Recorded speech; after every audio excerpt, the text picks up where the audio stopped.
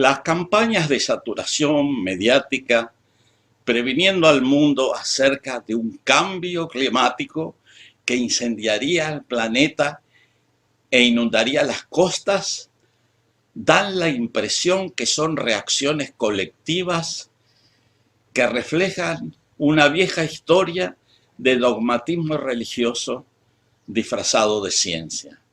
Este dogmatismo pseudocientífico, que en cierta medida, paradójicamente, tiene origen bíblico, parece postular que la humanidad es culpable por definición.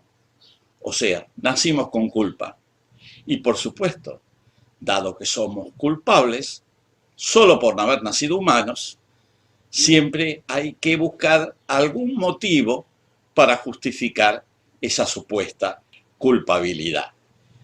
En el fondo, es una ideología que sostiene que seguramente somos y seremos culpables de las próximas catástrofes que se avecinan, ya sea por consumir demasiado o por consumir demasiado poco, por utilizar la tecnología moderna o no utilizarla. No hay marcha atrás. Hasta las flatulencias de los vacunos están contribuyendo a concretar ese destino perverso.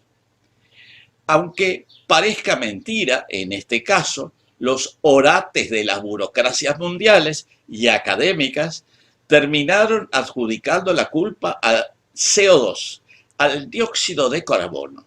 Nada menos que al CO2, al dióxido de carbono, que es el nutriente más importante del planeta, el compuesto de la vida, el alimento de las plantas e indirectamente nuestro alimento.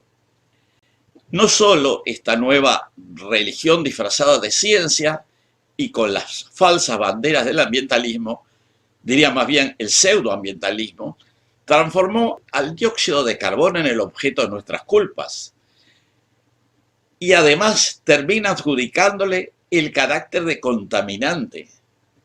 En las imágenes aparece unos humos negros, supuestamente de dióxido de carbono. Sabemos todos que el dióxido de carbono es un gas fundamental que es totalmente incoloro e inodoro.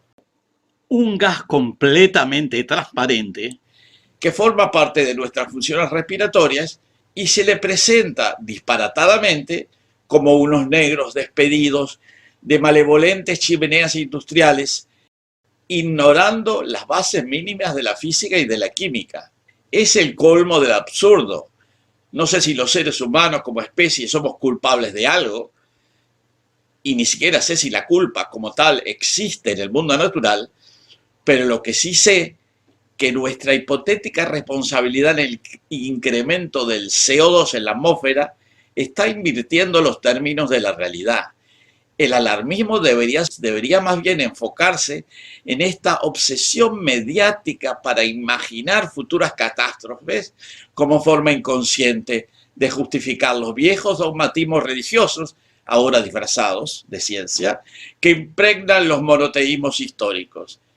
Y ahora expliquemos rigurosamente los verdaderos términos de la realidad. En la actualidad, el dióxido de carbono representa apenas un 0,04% de la atmósfera terrestre. Es realmente muy poco, sobre todo si consideramos que el carbono es el cuarto elemento más abundante en el universo después del hidrógeno, del helio y del oxígeno. También es muy poco si lo comparamos con las atmósferas de los planetas interiores, Venus y Marte, donde el CO2, el dióxido de carbono, constituye más del 95%, o sea, 2.375 veces más que la atmósfera terrestre. Por su parte, en la corteza de la Tierra, los carbonatos, que son sales de carbono combinadas con varios elementos, como calcio y magnesio, constituyen el 20% de las cuencas sedimentarias, o 4% de la masa de toda la corteza, lo que los hace los minerales más abundantes de la corteza terrestre después de los silicatos. O sea que, al contrario de lo que se pueda pensar, el dióxido de carbono en la atmósfera terrestre, en términos geoquímicos, es extremadamente escaso. También corresponde decir que no siempre fue así.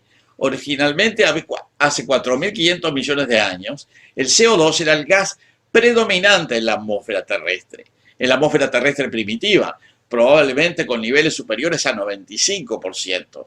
Ese CO2 fue absorbido por cianobacterias, fitoplancton y plantas terrestres a través de la fotosíntesis e incorporado por los organismos marinos para sus esqueletos y caparazones y depositado en el fondo de los mares como fangos calcáreos. Estos fangos calcáreos, a través de procesos de compactación, se transformaron en rocas carbonatadas, como son las calizas y dolomitas, que son muy abundantes en los sustratos geológicos terrestres, alcanzando, como decía anteriormente, el 4 o 5% de las cuencas sedimentarias.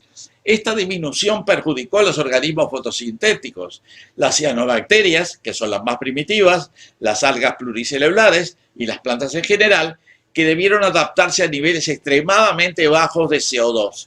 Si el contenido de CO2 fuera inferior a 150 partes por millón, o sea, 0.015, las plantas no podrían funcionar fotosintéticamente, utilizando la luz solar para crear su materia orgánica.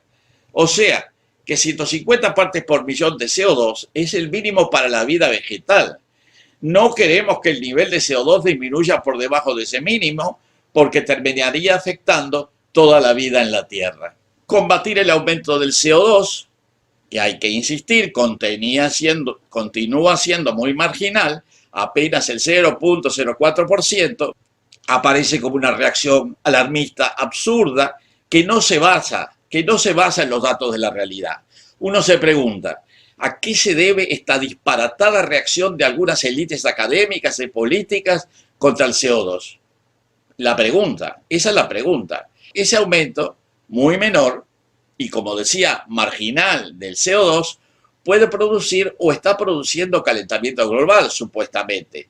No parece absolutamente seguro, por el escasísimo porcentaje del dióxido de carbono atmosférico, que ello ocurra. Ni siquiera estamos seguros que efectivamente hay calentamiento global. Si fuera así, hay que buscar la causa en algún otro fenómeno o proceso, pero en mi opinión, el CO2 debe ser descartado. El dióxido de carbono debe ser descartado.